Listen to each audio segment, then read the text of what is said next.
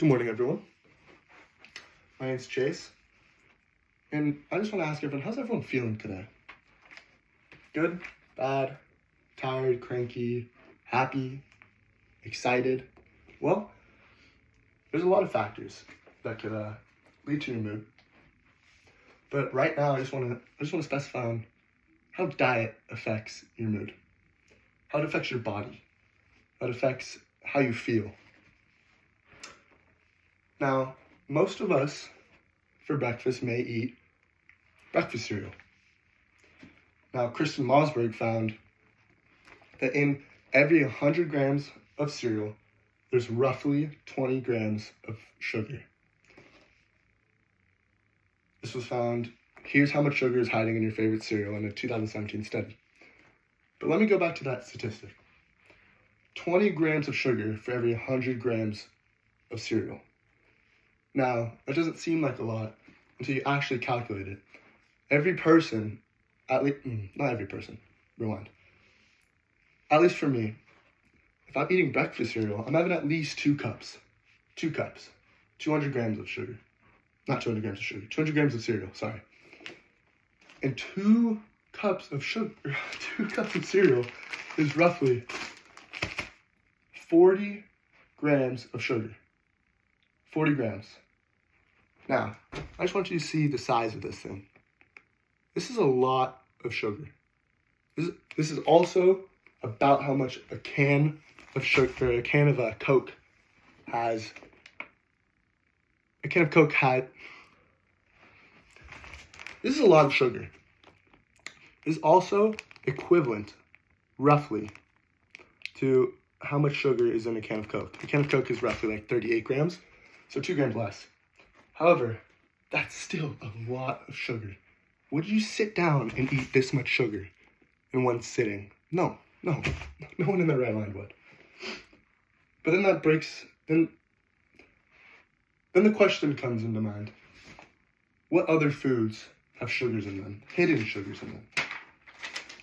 Now, in order to answer that question, we have to break sugars into 2 categories: glucose and fructose. Glucose comes from grains that we eat, such as carbs. So this would come from bread, pasta, sandwiches, I guess, bread. But anyways, let's say you eat some bread. Say you eat some toast this morning. Well, anyways, you eat it. The carbs go into your bloodstream, which then go into your liver to break it down.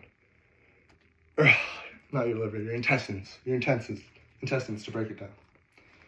Now, there's this vein called a portal vein, which goes from your intestines to your liver to break down the sugars, the glucose. Now, with the liver, it only stops in the liver if it needs sugar.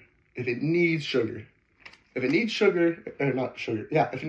energy.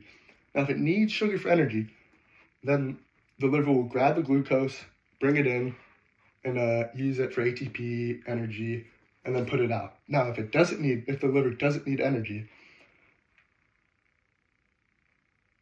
it'll pass and go to the rest of the body. And then it will get digested, insulin will break it down and spread it out. However, let's go to that second type of sugar, fructose. Watch out for that. Fructose comes from, let's say, let's just say cornstarch, main ingredient in sodas.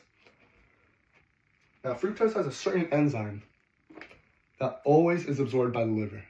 It doesn't matter if the liver needs energy. It doesn't matter if the liver needs energy. It will still be absorbed.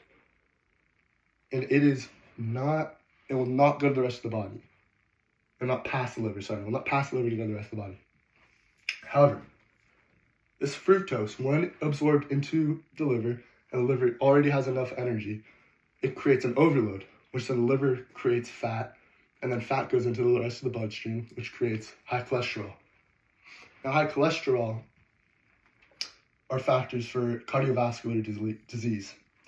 Now, Dr. Frank Q found that people who got 17 to 21% of their calories from sugar have a 38% higher risk of heart disease.